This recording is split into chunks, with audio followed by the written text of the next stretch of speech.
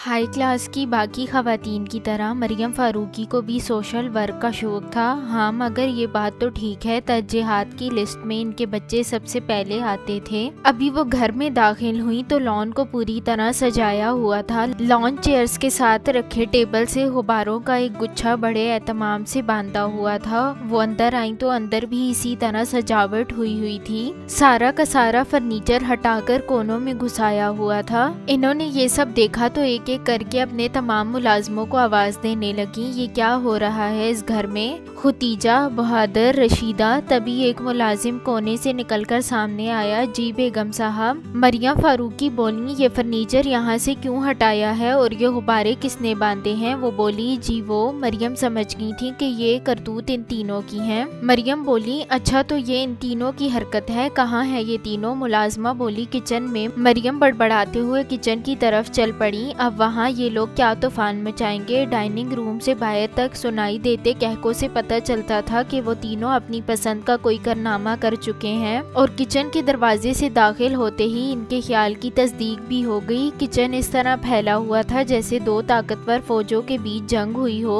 فرش پر پڑے عجیب سے امیزے سے بچتے ہوئے ان کی نظر بہادر پر پڑی۔ وہ دونوں پیر اٹھا کر سٹول پر رکھے بیٹھا، دونوں ہاتھوں سے اپنے بالوں کو پکڑے، آنکھوں کو بند کیا، آگے پیچھے جھول رہا تھا جیسے اپنے اندر اٹھتے ابال کو دبانے کی کوشش کر رہا ہو۔ اس پر سے نظر ہٹا کر انہوں نے کچن ٹیبل کے گرد کھڑے اپنے سپوتوں کو دیکھا جو سامنے رکھی پلیٹ میں کوئلے جیسی چیز کو دیکھ کر بری طرح ہنس رہے تھے۔ مریم بولی، یہ کیا لگا رکھا ہے تم تینوں نے، اور یہ کیا چیز ہے؟ عزیر نے بڑی سادگی کے ساتھ یک لفظی جواب دیا، کیک۔ مریم بولی، یہ کیک ہے۔ وہ حیران ہوئی تھی، کس نے بنایا ہے؟ وہ فوراً بولا، آپ ہی نے۔ تانیہ نے کھینچ کر ہاتھ اس کی گدی پر مارا اور فوراً بیان بدل دیا، نہیں، یہ عمیر نے بنایا ہے۔ عمیر نے اسے آنکھیں دکھائیں۔ میں نے کب بنایا؟ مریم بولی، تم لوگ کبھی چپ بھی کر جایا کرو۔ اور تانیہ کی طرف مڑ کر بولی، اور تم حد کرتی ہو تانیہ، بڑی ہو، بجائے اس کے کہ بھائیوں کو ٹوکو تم بھی ان کے ساتھ مل گئی۔ تانیہ بولی، ہم تو بس دادا جان کے لیے برتھ ڈے کیک بنا رہے تھے۔ عمیر نے فوراً تانیہ کا جملہ اچک لیا، وہ الگ بات ہے کہ اوون سے کوئلہ برآمد ہوا۔ اور وہ تینوں کھی کر کے ہنسنے لگے۔ وہ کچھ نرم ہو کر بولی، کیک میں بیک کر دیتی ہوں مگر ایک شرط پر۔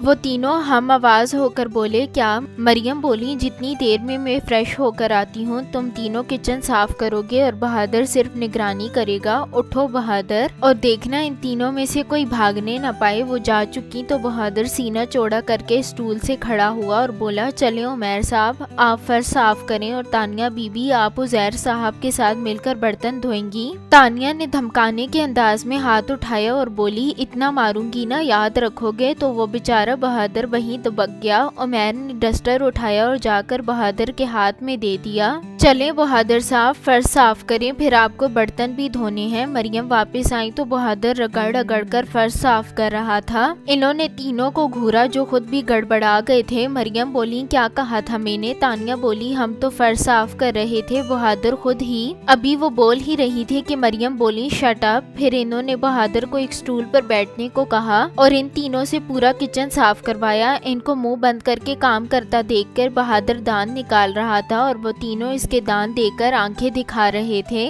مگر مما کی موجودگی کی وجہ سے اسے کچھ کہہ نہیں سکے۔ وہ جب کیک بیک کر چکی تو تینوں کو لے کر سٹنگ روم میں آ گئی اور ان کی ارینجمنٹ کو چھیڑے بہر انہی سے سارا فرنیچر اس کی جگہ پر واپس رکھوایا۔ اٹھواتے وقت انہوں نے صرف آرڈرز دیے تھے، اب خود بھاری فرنیچر اٹھانا پڑا تو عقل ٹھکانے آ گئی۔ فرنیچر سیٹ کر کے تینوں قالین پر ڈھیر ہوئے کرا رہے تھے۔ ہائے مما، بازو دکھ رہے ہیں۔ مریم بولی، جتنا چاہے شور مچا لو، مجھے کوئی اثر نہیں ہوگا۔ تانیہ بولی، 9 بج گئے ہیں مما، میں دادا جان کو بلا کر لاتی ہوں، کیک کاٹ لیتے ہیں۔ مریم اسے ٹوکتے ہوئے بولی، اپنے پاپا کو تو آ جانے دو۔ تانیہ بولی، ٹھیک ہے، کیک نہیں کاٹیں گے پر کھانا تو کھا سکتے ہیں۔ وہ اظہر فاروقی کو بلانے کے لیے چلی گئی۔ دروازے پر ہلکی سی دستک کے بعد کوئی آواز نہ ابھری تو تانیہ نے دروازے کے نوب پر ہاتھ رکھ کر ذرا سا گھمایا اور دروازہ بے آواز کھلتا چلا گیا۔ تانیہ کی نظر آتش دان کے اوپر لگی تصویر پر پڑی تھی اور اسے اسے ہمیشہ کی طرح آج بھی وہ تصویر سانس لیتی ہوئی محسوس ہوئی۔ اظہر فاروقی آتش دان کے سامنے راکنگ چیئر پر بند آنکھوں کے ساتھ نیم دراز تھے۔ لال رنگ کی ڈائری بند ان کے سینے پر رکھی تھی اور ایک ہاتھ اس ڈائری پر تھا۔ تانیہ نے آہستہ سے دروازہ بند کیا اور دبے قدموں چلتی ان کے سامنے کارپٹ پر بیٹھ گئی۔ انہیں آواز دیتے ہوئے وہ ہچکچا رہی تھی کہ کہیں وہ سو نہ رہے ہوں۔ پھر کچھ سوچ کر اس نے اپنا ہاتھ ان کے گھٹنے پر رکھ دیا۔ کرنل اظہر فاروقی بہت زور سے چونک گئے۔ یہ انداز تو کسی کی پہچان تھا۔ انہوں نے تڑپ کر اپنی آنکھیں کھول دی مگر انہیں دکھائی ہی نہ دیا۔ تانیہ نے انہیں آنکھیں کھولتا دیکھ کر کچھ کہا تھا مگر انہیں کچھ سنائی ہی نہیں دیا۔ ان کی آنکھیں کسی اور ہی منظر میں الجھ گئی تھیں۔ ان کے کان اس آواز کو سن رہے تھے جسے ایک بار اور سن لینے کی خواہش برسوں سے ان کے دل میں تھی۔ تانیہ کی غیر ارادی عمل نے انہیں بہت پیچھے دھکیل دیا۔ آتش دان کے سامنے راکنگ چیئر پر نیم دراز اظہر فاروقی نے اس کی گنگناتی آواز بھی سنی تھی جو کہ انہیں برتھ ڈے وش کر رہی تھی اور اس کا اپنے قدموں میں بیٹھنا بھی محسوس کیا تھا، لیکن پھر بھی وہ آنکھیں بند کیے اس پل کا انتظار کرتے رہے جب وہ ان کی ساری تھکن سمیٹ لیتی اور پھر اس نے بہت آہستہ سے ان کے گھٹنے پر ہاتھ رکھ دیا۔ اظہر فاروقی نے دھیرے سے آنکھیں کھول کر آسمانی رنگ کے کپڑوں میں ملبوس اس آسمان کی پری کو دیکھا جس کے چہرے کے گرد بال بکھرے ہوئے تھے۔ اس نے اپنے بابا کو وش کیا، ہیپی برتھ ڈے بابا۔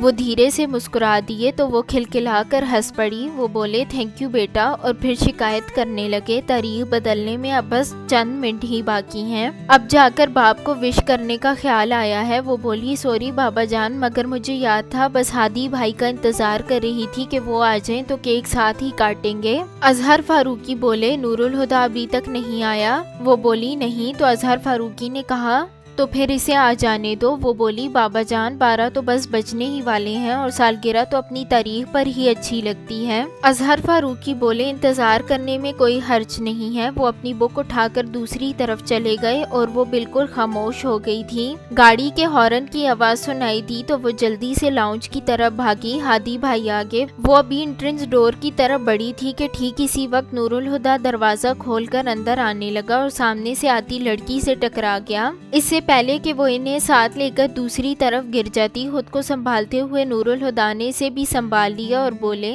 ارے بھائی آرام سے، گر جاؤ گی۔ ابھی وہ اپنے کمرے کی طرف بڑھنے ہی لگے تھے کہ وہ بولی ہادی بھائی کہاں جا رہے ہیں؟ ہم نے بابا جان کے پاس جانا ہے، وہ کب سے آپ کا انتظار کر رہے ہیں۔ نور الہدیٰ بولا بابا جان ابھی تک جاگ رہے ہیں، اس کا مطلب آج تو دیر سے آنے پر ڈانٹ پڑے گی۔ وہ بولی اور پڑھنی بھی چاہیے مگر اس وقت بابا جان آپ کی کلاس لینے کے لیے نہیں بلکہ اپنی برتھ ڈے سیلیبریٹ کرنے کے لیے آپ کا انتظار کر رہے ہیں۔ وہ بولا ارے ہاں آج تو 29 نومبر ہے، اگر میں بھول ہی گیا تھا تو تم مجھے یاد نہیں کرا سکتی تھی۔ وہ بولی ایکسکیوز می، آپ تو ہر سال بھول جاتے ہیں، ہمیشہ مجھے ہی یاد کرانا پڑتا ہے ورنہ خود سے آپ کو اپنا برتھ ڈے بھی یاد نہ رہے۔ وہ بولا اوکے اوکے اب چلو جلدی بابا کے کمرے میں۔ وہ دونوں بابا کے کمرے میں آئے تو اظہر فاروقی بولے آئیے برخوردار، کب سے آپ کا انتظار ہے۔ نور الہدیٰ بولا ہیپی برتھ ڈے بابا، سوری بابا جان اس بار میں بھول گیا تھا۔ پھر ان لوگوں نے کیک پر موم بتی جلائی اور کیک کاٹنے کے لیے چھری اٹھا کر بابا جان کو پکڑائی۔ اظہر فاروقی سے دیکھتے ہوئے بولے وہاں کیوں کھڑی ہو، ادھر آؤ، اور وہ آ کر بابا جان کی دوسری طرف بیٹھ گئی۔ دادا جان کیک کاٹ لیں۔ اظہر فاروقی چونکتے ہوئے بولے کیا؟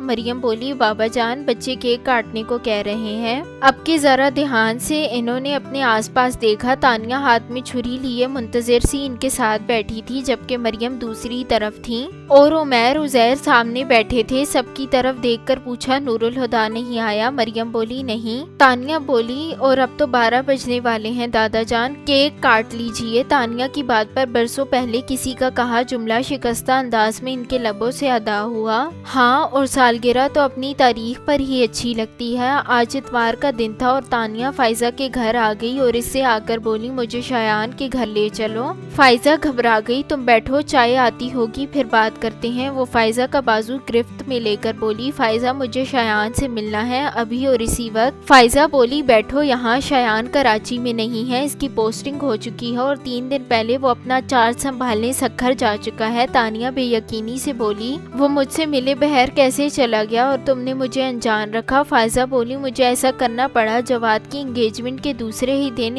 اس کی پوسٹنگ کے آرڈر آ گئے تھے مگر شایان نے مجھے مجھے منع کر دیا کہ تمہیں نہ بتاؤں۔ پھر جب میں نے اس سے کہا کہ تم اس سے بات کرنا چاہتی ہو تو اس نے کہا کہ وہ تم سے بات نہیں کرنا چاہتا، پتہ نہیں کیوں، مگر وہ مجھے کافی اپسیٹ لگ رہا تھا۔ تانیہ نے کہا بات نہیں کر سکتا، مگر کیوں؟ ایسا تو کچھ بھی نہیں ہوا کہ وہ مجھ سے بات بھی نہ کرے۔ تم نے اس سے پوچھا نہیں کہ وہ ایسا کیوں کر رہا ہے؟ فائزہ سے اس کی طرف دیکھا ہی نہیں گیا اور وہ سر جھکا کر بولی پوچھا تھا لیکن اس نے کچھ بتایا نہیں، تو میں نے سوچا شاید تم دونوں میں انبن ہوئی ہوگی۔ تانیہ نے فوراً تردید کی ہمارے بیچ تو کچھ نہیں ہوا، کوئی بات ہوئی ہی نہیں، لیکن انگیجمنٹ والے دن وہ مجھ سے کچھ کہنا چاہتا تھا۔ فائزہ کو تجسس ہوا کیا؟ تانیہ بولی پتہ نہیں۔ تانیہ نے جان بوجھ کر یہ بات چھپا لی تھی کیونکہ اس کے خیال میں شایان اس دن اسے پروپوز کرنے والا تھا۔ وہ بولی وہ کہنے ہی والا تھا کہ تم اور انکل وہاں آ گئے، اور پھر وہ کوئی بات کیے بغیر اچانک ہی وہاں سے چلا گیا۔ پھر وہ تلخ سی ہنسی کے ساتھ بولی وہ تو ہمیشہ ہی کچھ کہے بغیر چلا جاتا ہے۔ فائزہ بولی پر تانیہ تم شایان کی طرف سے پہل کا انتظار کیوں کرتی رہی؟ خود سے کیوں نہ کہہ دیا؟ تانیہ بولی کیسے کہہ دیتی جبکہ میں یہ بھی نہیں جانتی کہ وہ مجھ سے محبت کرتا بھی ہے یا نہیں۔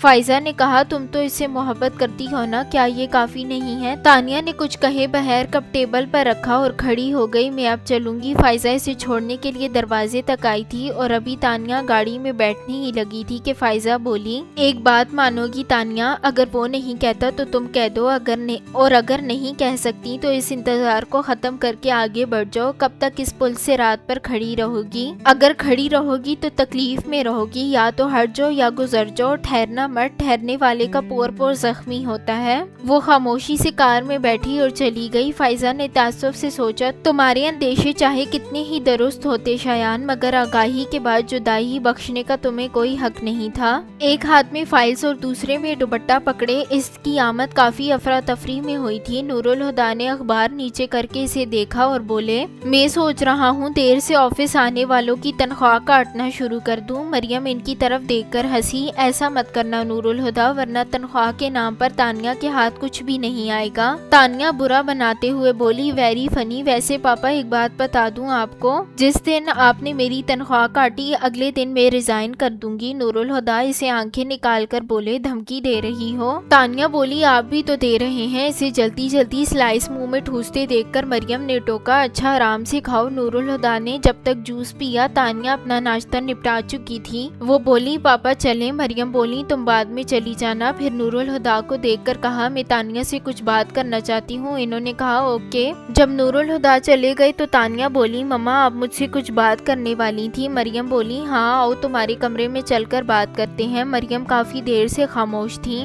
تو تانیہ بولی مما مجھے ابھی آفس بھی جانا ہے۔ وہ بولی ہاں مجھے یاد ہے۔ پھر کچھ دیر ٹھہر کر بولی تمہیں آنسر کیسا لگتا ہے؟ تانیہ نے محتاط انداز میں جواب دیا جیسا ہے ویسا ہی لگتا ہے۔ وہ زور دے کر بولی یہی تو پوچھ رہی ہوں کیسا ہے؟ اس نے کہا مجھے کیا معلوم؟ مریم بولی معلوم کیوں نہیں ہے، آخر تم دونوں بچپن کے دوست ہو۔ تانیہ بولی بچپن کی دوستی تو مما بچپن میں ہی ختم ہو گئی جب وہ پڑھنے کے لیے ابراڈ چلا گیا تھا۔ اب وہ میرا دوست نہیں ہے، صرف فاروقی گروپ آف انڈسٹریز کا وینڈور ہے، اور اگر وہ میرے لیے کچھ ہے بھی تو بس تیمور انکل کا بیٹا، اس کے علاوہ کچھ نہیں۔ مریم نے سانس بھر کر کہا انصر نے تمہیں پرپوز کیا ہے؟ وہ حیران ہوئی۔ خود مریم بولی مجھ سے تو عروسہ نے ہی بات کی ہے، مگر ظاہر ہے بیٹے کی مرضی سے ہی کی ہوگی۔ وہ باقاعدہ طور پر رشتہ لے کر آنے کی اجازت مانگ رہی ہیں۔ تمہارے پاپا کو بھی پرپوزل اچھا لگا ہے اور دادا جان نے بھی اپروو کر دیا ہے، مگر ظاہر ہے آخری فیصلہ تو تم کو ہی کرنا ہے، سوچ سمجھ کر جواب دینا۔ تانیہ بولی مما لیکن ابھی وہ بول ہی رہی تھی کہ مریم نے اس کی بات کاٹ دی۔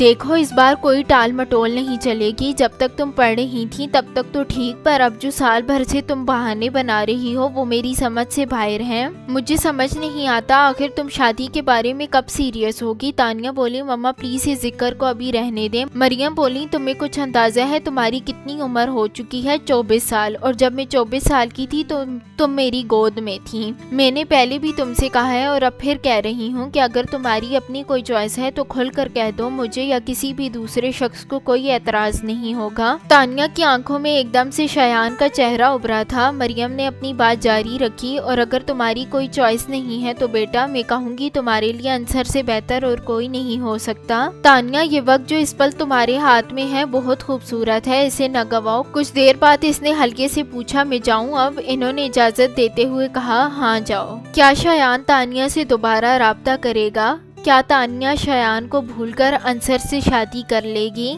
کیا دادا جان اور نور الہدیٰ میں سرد مہری کی دیوار گرے گی؟ اگلی قسط میں جانیں۔ And don't forget to like, share and subscribe the channel. Your support means a lot to me.